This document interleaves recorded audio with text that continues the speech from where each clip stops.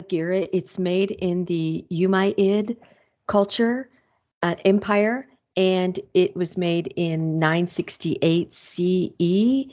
It's made of ivory from the tusk of an elephant. The form, oh, the context, sorry, is that it was made here in Cordoba, and we already know about the Great Mosque of Cordoba here.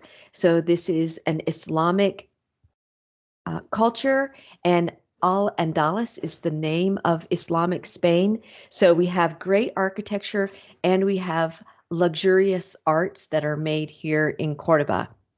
There are actually several of these Pyxis in the world, and they made of ivory, all of them. So a cross section of a big elephant tusk is what made was used for, or is what is made from. Sorry, and it's ivory is really durable, it's smooth, and it's easy to carve.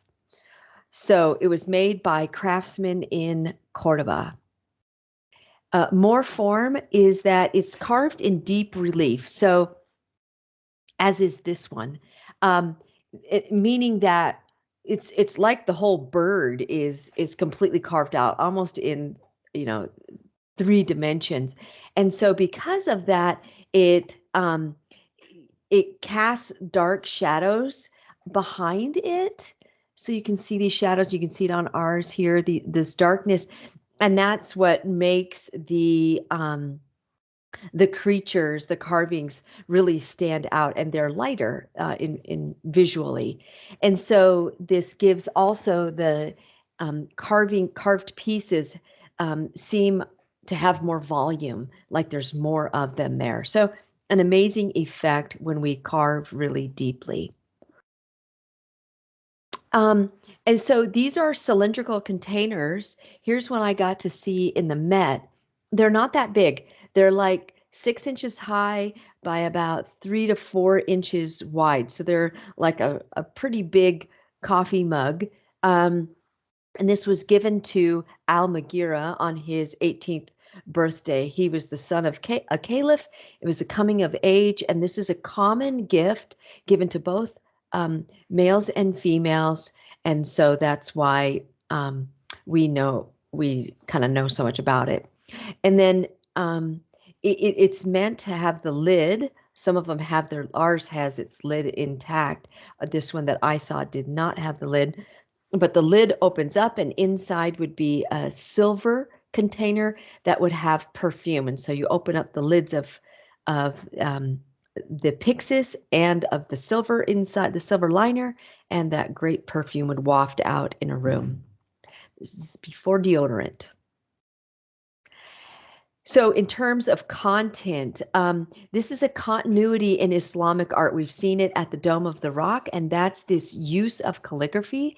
And this is the Kufic script here that we're going to see in another piece here in a little bit. This is, so just remember that. I'll go over what Kufic script is, but you can see it's a little kind of more long, more drawn out, and it reads, God's blessings, favors, joy, beatitude to Al-Mughira, son of the commander of the faithful. That his dad was the caliph. And may God have mercy upon him in the year 357, which the Muslims go by a different calendar, and that translates into 968 in the Western calendar. So in terms of content, this has got iconography that would relate to a prince. So it has hunting going on. You can see here are 2 men. They are taking these are falcons, and they're taking the eggs of the falcon, and that would symbolize the legitimacy of the Umayyad, which is what Al-Mughira is the Umayyad dynasty. He could be a potential ruler of that dynasty, and so by just being deft and having control over the great falcon nest, it shows their legitimacy. They're also riding, and they're going to be picking dates. So all of these things are behaviors of again, a princely kinds of things. And then the animals are peacocks, lions, griffins, And they also show us, like, for example, here, courtly life. Like in the middle of this piece, a flute player is playing a flute, for the prince. On the left here is an Umayyad, a member of that dynasty. And then on the right is a person holding a fan, and this would be representative of kind of their competition at the time, the Abbasids. And then more to know is that there are these medallions, and there are 8 of them on this very tiny piece. And so you can see, I mentioned already princely activities. These are 2 men, conceivably Mughira, and they are on horseback and they're picking dates. Kind of, a special thing that not all of us get to do. And then this is not aniconic. Something that's aniconic is without humans. And this has obviously human figures on it. So it's not aniconic.